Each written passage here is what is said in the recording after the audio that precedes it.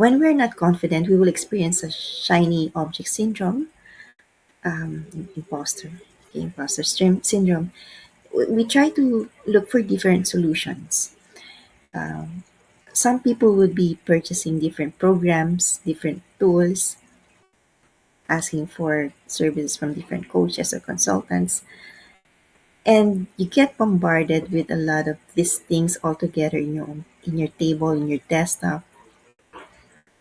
Then you get so much confused. You become very confused that you become stuck. And when you get to that mode, anxiety happens. What's up? Welcome to the Women Who Lead Summit. I am so excited that you're here.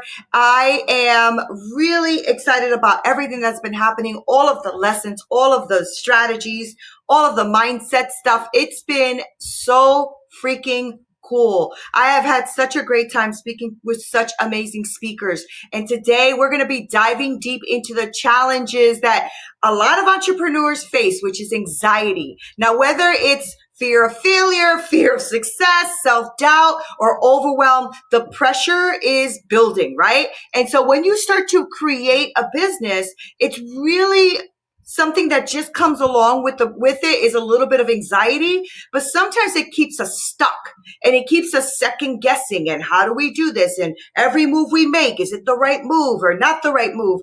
And this is what really is a topic that a lot of people don't like talking about. So today we are going to talk about it. Okay. So I have an absolute powerhouse with me. Her name is Mel Baguio. I probably said it all messed up, but I really like her. She's a transformational and anxiety healing coach, the creator of Arise and Breakthrough, and the author of Heal Anxiety and Transform Your Life Now. Now, Mel has helped leaders and business owners, professionals, all of us heal from past experiences and overcome anxiety to unlock the confidence that all entrepreneurs need to thrive. So, if you've ever felt held back, I totally get it. But all of this self-doubt and fear and anxiety and all of that, that's what Mel is here for. Mel is here to give us a roadmap to break free and thrive in business. So let's just dive right in and have her come to the stage. Hola, how are you, Mel? Hello, Mina. Hello. I know I have a lot of energy, Mel. I should have probably warned you. I know. I I watched know your it's early in video. the morning. Yeah, and I'm always like this. It's 8 in the morning, and I'm like, ah. Anywho, Oh, it's really nice to see you, Mel, and thank you for talking about such a topic that many people don't like to touch, right? Because we don't want anybody to think we have anxiety, and when you're starting your own business, you don't want people to think that it's a weakness or anything like that. And so when me and you were talking, and you're like, I really teach and work with a lot of people in anxiety. I was like, that's a great topic. So I'm really glad you're here. So welcome.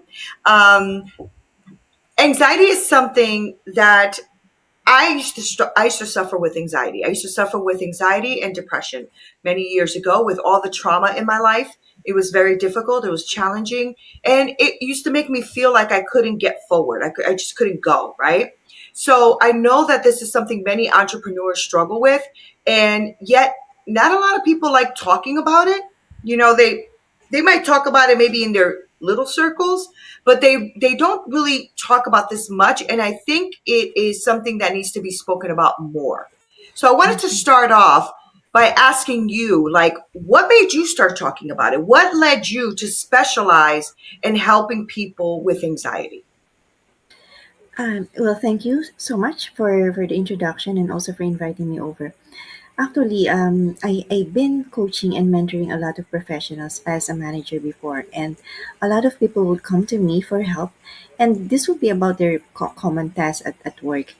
And eventually, when I look at the common denominator of them, it will be about anxiety. The stories running in our minds. So we will be coming up with stories and we keep on replaying them again and again. And what happens is that a lot of times our worries and concerns are not even true. These are just made up stories. Now, the reason why I really try to focus on anxiety per se is because not only that a lot of people are suffering from anxiety, but because of the impact that it's having on their lives, they become hopeless, and eventually um, their outlook in life, they become pessimistic, they become hopeless to the point of they want to end their lives. So I'm on a mission to really uplift them, to bring light, hope, and I hope to really decrease or stop suicide. Wow. Wow. That's powerful. What a mission. That actually touched me because I tried to commit suicide. And also the fact that when I tried to commit suicide when I was about 13 years old. My life was pretty bad. And I, I had a boyfriend that was beating me up all the time. So it was like a lot of that stuff. Right. And then I kept living my life. Thank God. I tried to commit suicide. It didn't work. Thank you, God, that it didn't work. But when I was older, I never dealt with those issues that I was supposed to deal with inside. And so when I had a son at 15 years old, I was a very young mother. And then I had a second son at 21 years old, still very young. And when I had my second son, nobody really talked to me or told me about like postpartum depression or how to like get through things, all that kind of stuff. I just kind of white knuckled it and just did it.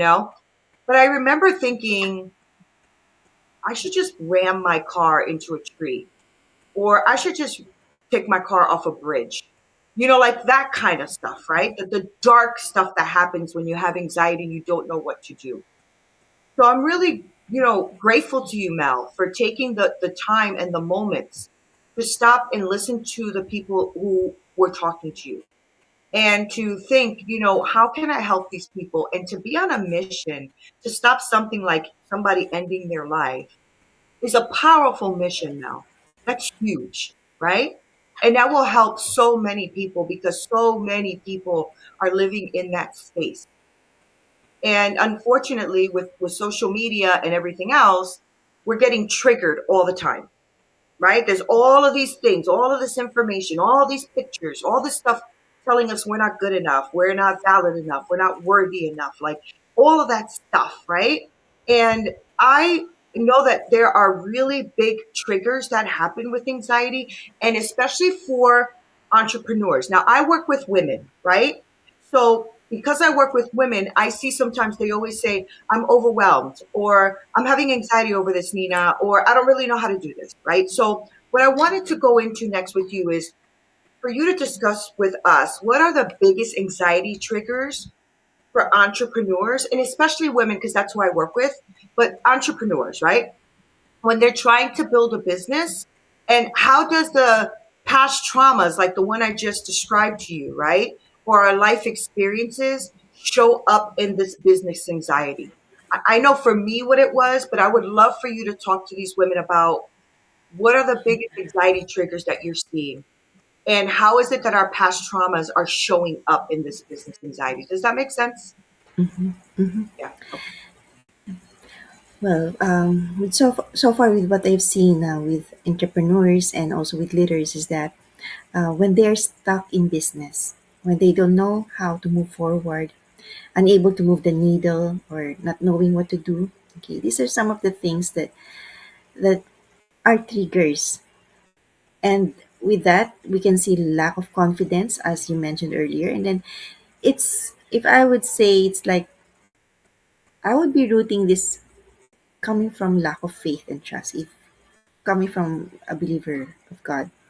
So there's this factor of lack of faith and trust in God. Because if we have that faith in God and trusting in Him, we just have to move one step at a time, knowing that good things lie before us. That eventually things will form in its own shape. And another thing I would say is when, especially for entrepreneurs, because as entrepreneurs, there's no one who's going to give us salaries, right? Our our payment for ourselves will be coming from our efforts, from the clients normally. So what happens is that as entrepreneurs, we'll be making efforts and we keep on thinking of ourselves. And when we are too consumed about ourselves, our business, my business, what I'm gonna do, that's the time wherein we really get into anxiety. And then when it's bottled up, then it goes to depression. Okay?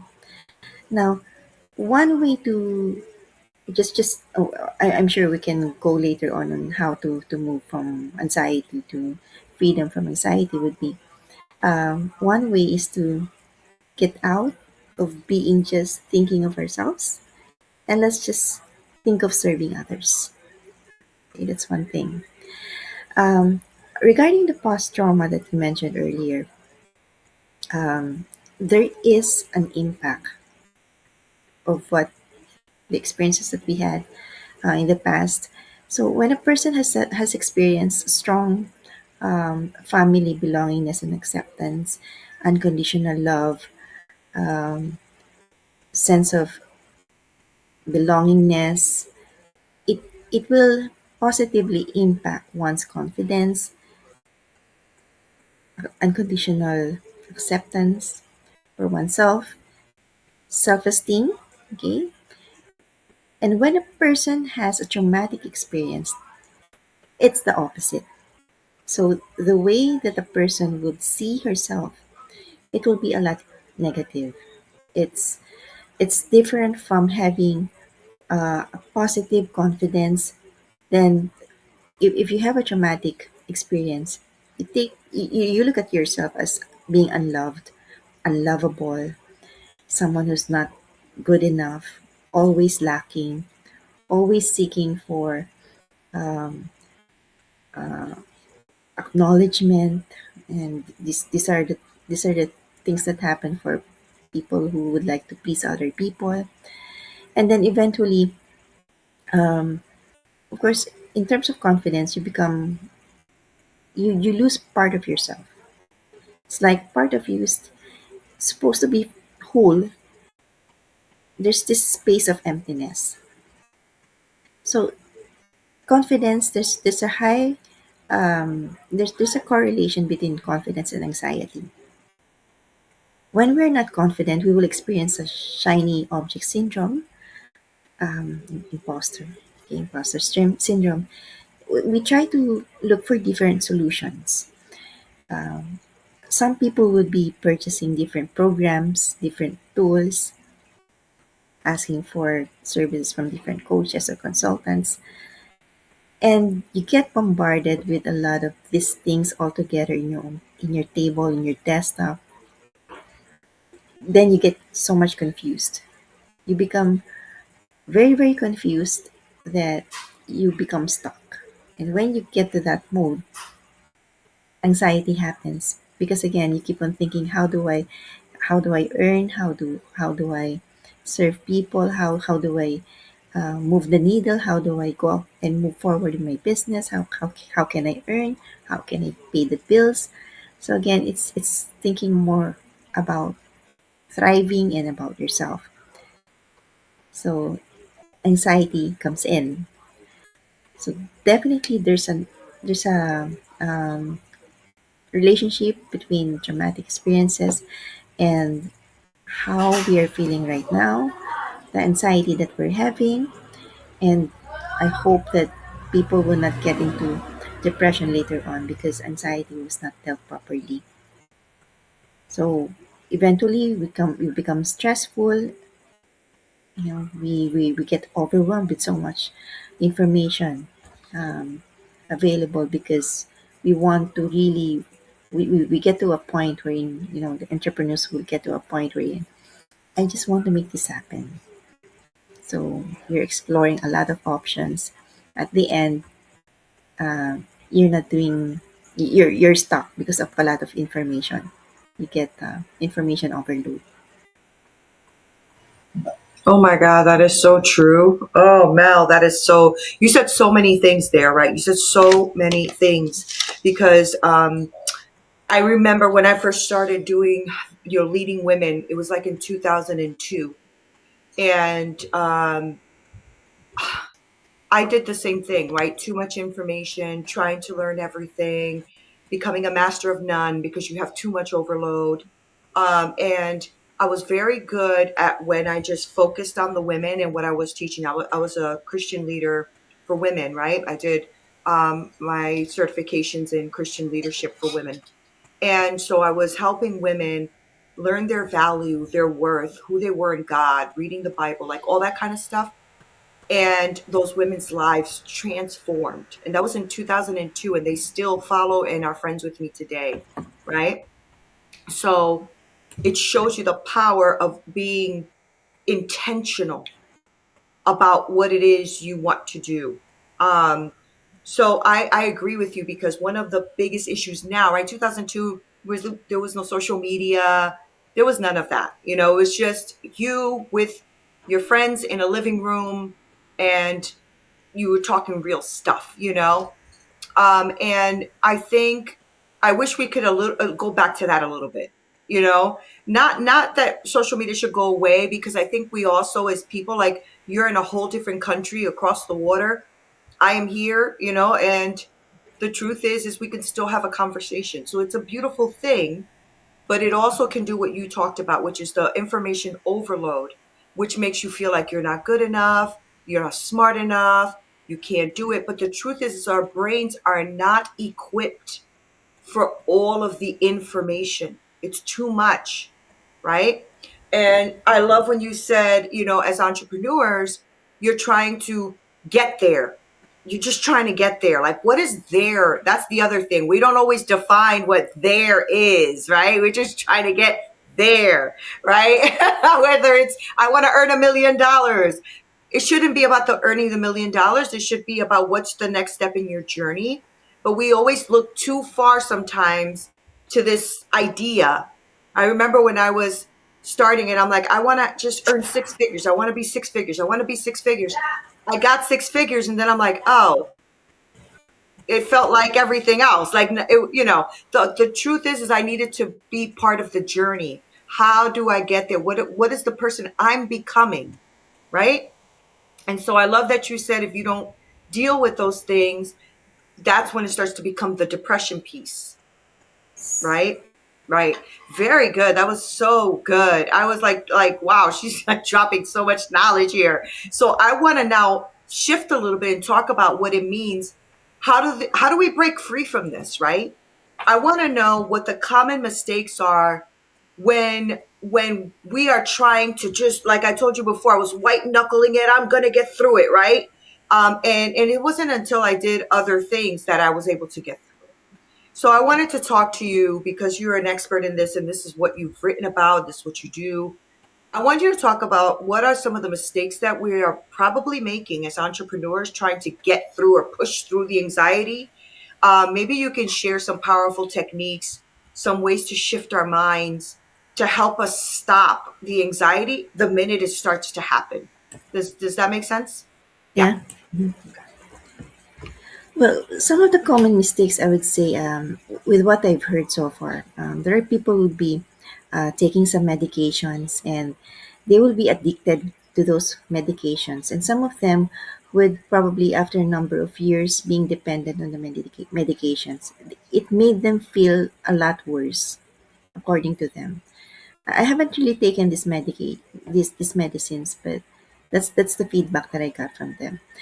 And some of the clients that I had, because of the anxiety that they had, to cover up, okay, because there are two things actually. One thing is people would try to harm themselves. They might get into suicide or suicide or beat themselves up, you know, keep on blaming themselves to the point that they cannot take a bath or eat properly. In terms of socialization, they really suffer a lot.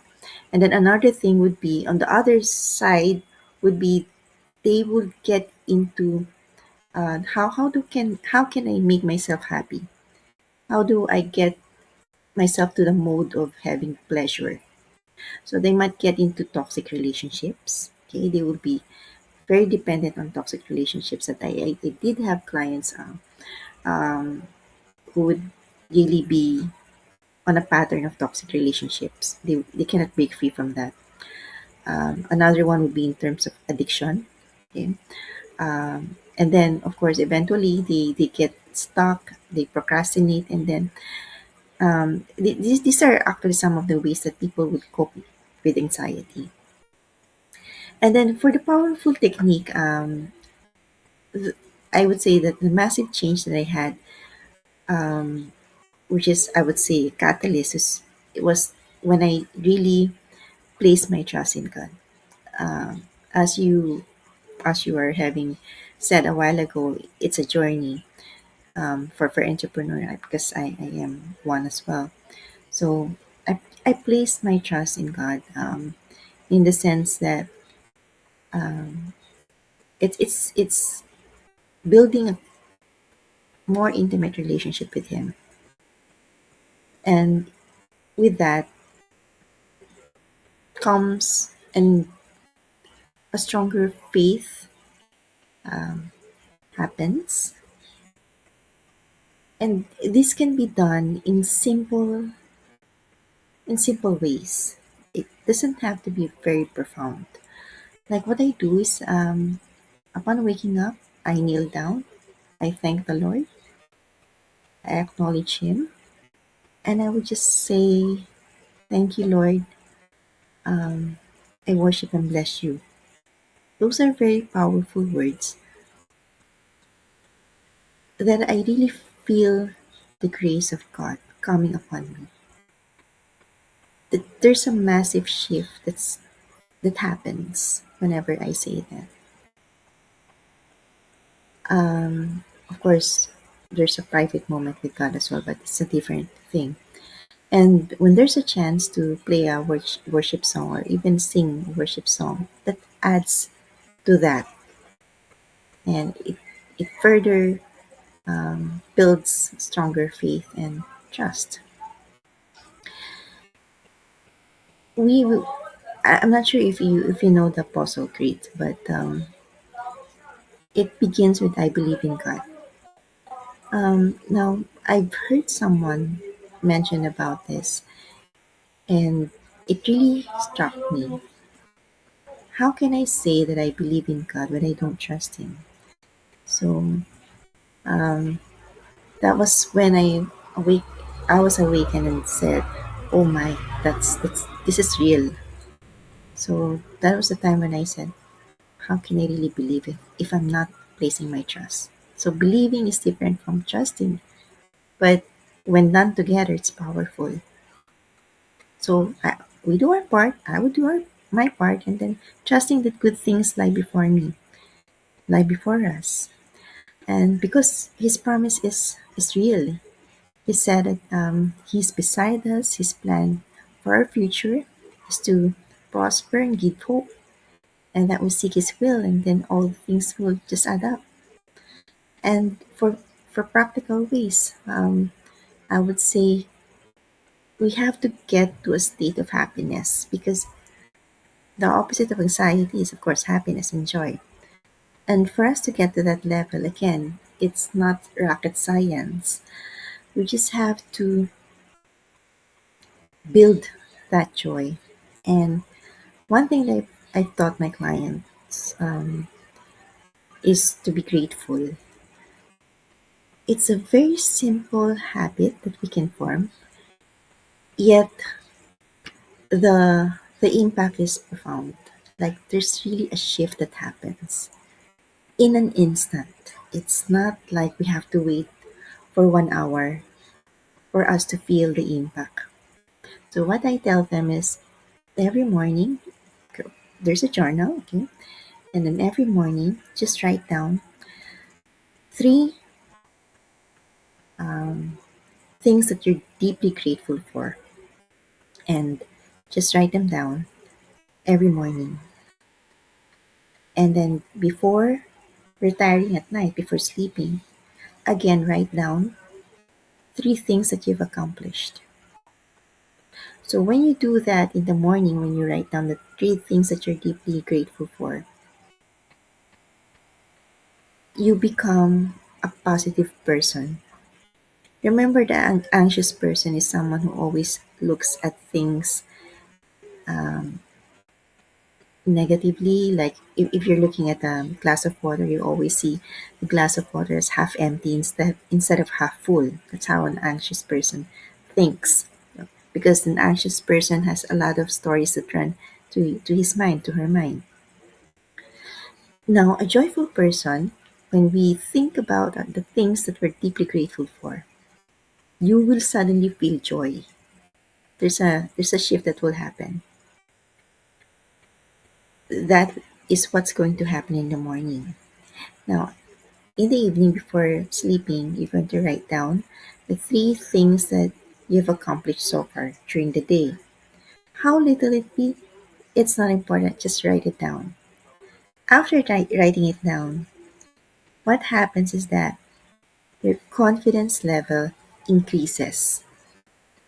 Why? Because you're having an evidence that you are worthy, you're capable, you have skills, you have knowledge. And doing this on a daily basis, there's a compounded effect in the confidence of a person. That person becomes empowered, more able, more joyful. So gratitude is really the key. And for someone who's grateful, it's like going to a room. It's gloomy. Okay, you just see it. You just feel it. It's gloomy. It's dark, and then suddenly there's a shift because of gratitude. It's become it's lighter from darkness to light. So these are um, these are powerful techniques, I would say, but very very simple. It's something that I'd like to impart with your audience. Absolutely. And I couldn't agree with that more.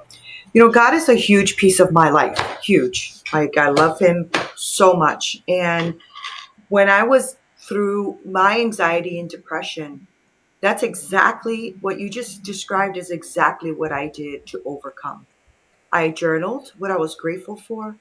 And I also looked at what I did for the day. And even simple things, people think it has to be big things. It doesn't have to be big things. You know, when I first started, because I was full of anxiety and depression, I I really didn't feel like I had too many things to be grateful for, because when you're in a dark place, it's very hard. But what I started to do was say, I'm thankful for my vision. I'm thankful for my legs. I'm thankful for the air in my lungs, right? All the simple things that you're like, I don't have anything to be grateful for, at the same time while you're using your voice, at the same time while you're using your mind. You know what I mean? Like, I don't care how little it is right now, because sometimes you have to start with the little, the small, or what you think is little and small. Because let me tell you, Mel, one thing that put me into perspective is, I have a friend of mine, she has no arms, right? So she was born with no arms, but she's an artist. She paints with her feet, right? And she has children. She has three children she takes care of, that she dresses and changes with her feet. She's incredible, right? And somebody said to her once, we want to pray for you to get arms. We want to pray for God to just grow your arms in. And she goes, absolutely not. God created me perfect. I am perfect the way I am. I love not having arms. That's who I am, right?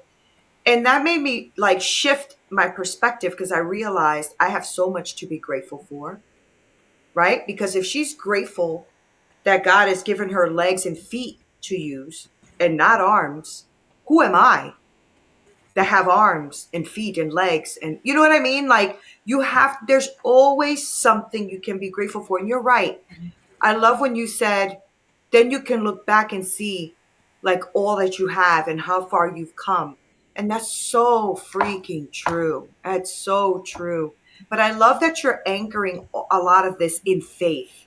You're anchoring a lot of this in God and in what true joy means. Joy doesn't mean be happy all the time. Yay! That's not what joy means, right?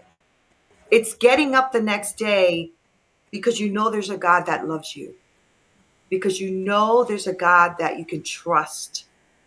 And when you said that, I'm like, wow, that's so true. Do I love God just because I love Him, or do I trust Him?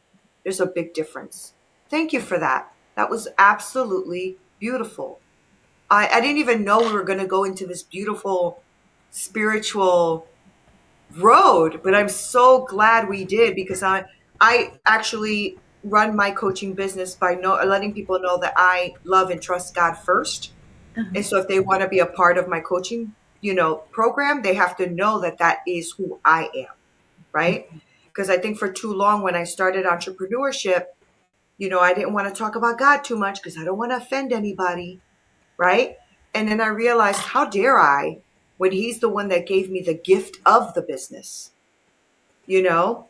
And so I decided no more. So people have to know who I am, and I'm a Christian, period, right? So what I wanted to talk to you about is how these women can thrive in business despite what they feel is anxiety, right? Because anxiety holds people back so much from getting on camera, being visible, doing a summit like this one, right? Maybe they don't even know that they could charge a little bit more for what they know and do because they don't feel like they're worth charging more, right? So, and I've even spoken to people who don't want to even step into their leadership roles because, I mean, they just don't think they're good enough, right? They think it's too much. So, how do you coach your clients through that? How do you coach them through getting rid of that anxiety so it doesn't hold them back anymore, right? I want you to talk to us about that, the advice that you give someone who maybe is even watching this right now and is completely like paralyzed by self doubt. They heard what you just said and everything, but they know they want to do more, but they just are too afraid. They have anxiety of that. Does that make sense? Mm-hmm, Yeah. mm-hmm. Okay. Because I Again, think that's important to help them with that. Yeah. yes. Thank you for that. I hope that your listeners are taking down notes because I probably would share them a couple of tips or things that I share with my clients. One thing is for them to pause, the power of pause. Just pause for a while and just look inside you. You've you've faced something. You've faced difficulties and challenges before. You've done it already. You can do it again. There's power within you. God has empowered each one of us. He has given us dominion from all creatures in earth. We are powerful. We are born in His image and likeness. So just have that confidence. Just have faith in yourself.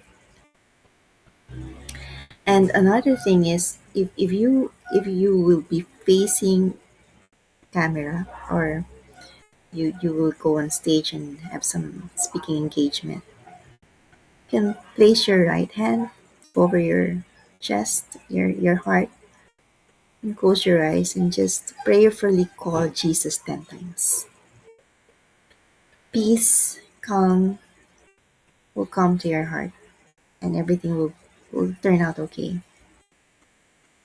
One thing that this one worked for me.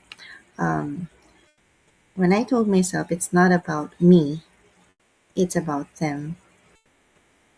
It was a shift. There was a massive shift because the story that usually runs in the minds of entrepreneurs and people who would be going out there and being visible is, how do I look like? What are the things that I need to say? Instead of just thinking about them, what do they need and what do I have that I can give them? So it's not about me, it's about them. It's about serving them. And I like what you said earlier, that it's the journey, not always looking at the destination, not always looking at I need to earn this much.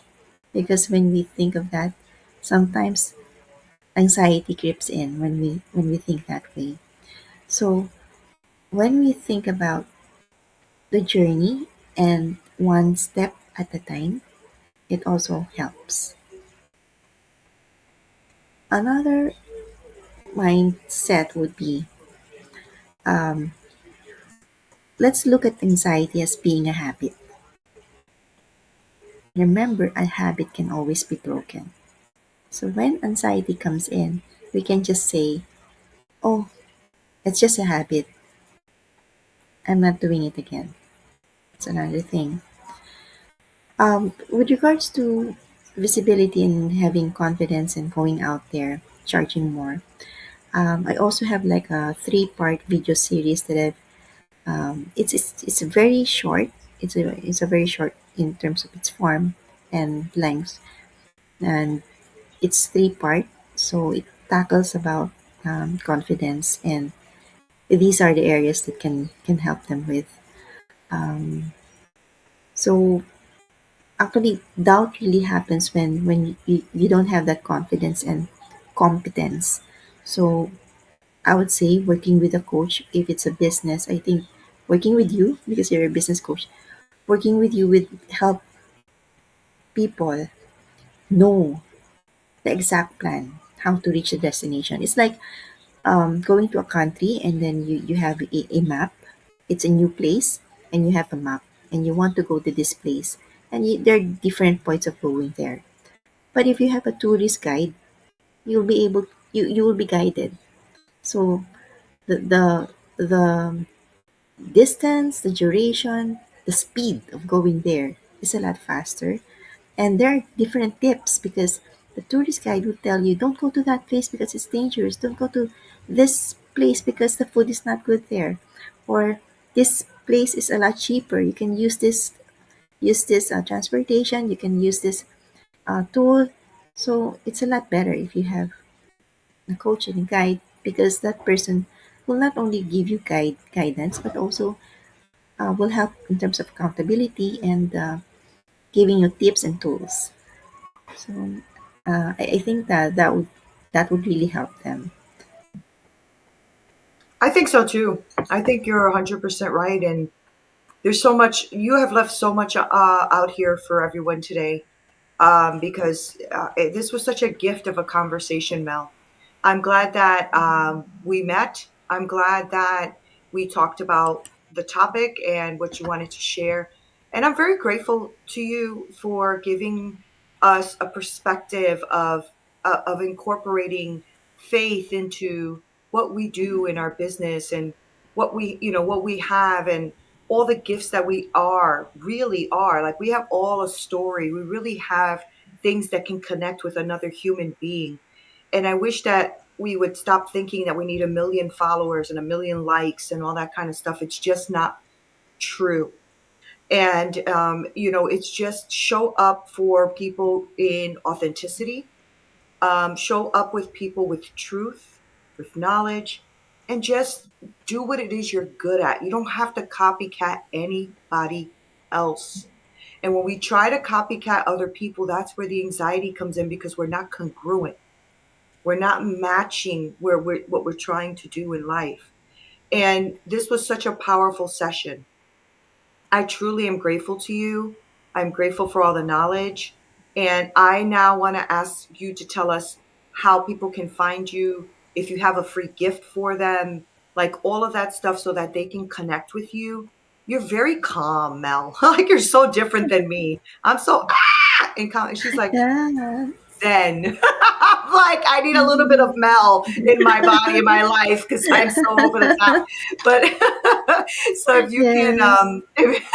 if you can guide them in that, like, oh, I'm sorry, if you can guide them in telling them what you have for them, but also how they can connect with you further, please.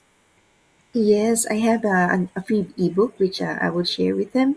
And in that ebook, there are different tips on how to handle anxiety and some tips and techniques as well.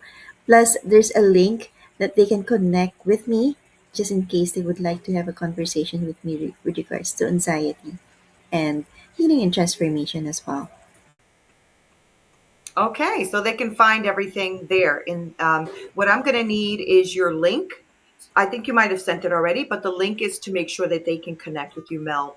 You are really a gift. You're a gift. Thank you so much for Thank you being so the Women much. Who Lead. Thank you. This was amazing. Thank I you. feel so refreshed and calm. I feel so calm. You're such a I'm really calm like person. this. I'm really like this. Yeah. I believe it. I believe it. Oh my gosh. Thank you so much for hanging out with me and Mel. She was just such a gift today, such a blessing. And I hope that you were really listening and taking notes and paying attention because, you know, when somebody is already helped people with this and they come on here to share all of that wisdom with you, just pause. Like she said, just pause for a second and take in all of that beautiful knowledge and put it to use though. Don't just take the knowledge and do nothing. Take the knowledge and put it to use.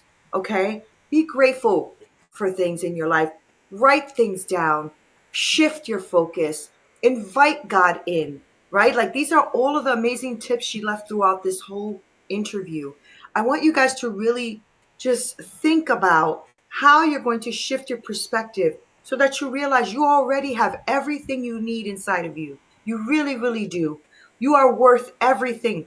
Everything. And if you are a believer, you're worth everything to God because He died for you, right? And so I want you to just take that in, the love of God and how deep that is, so that you can realize the worth that you have. And then nothing can stop you because it won't matter if you make $1 billion. What'll matter is how you impact the lives of others and how you can show up every day authentically like you without any no holds bars or fake or whatever. Don't do any of that because it doesn't even feel right in your body. Just be you, show up as you. We'll love you anyway. And if we don't, too bad for us, right? Like just show up and let the right people find you, be with you, work with you. You don't have to work with everybody. There's billions of people in the world. You don't want to, but you do want to work with the right ones. But if you show up as you, God will open up the door for the right people to show up. So thank you guys for hanging out with me and Mel. This was an absolute blessing for me to start the day off like this. All right, guys, until next Thank you time. so much.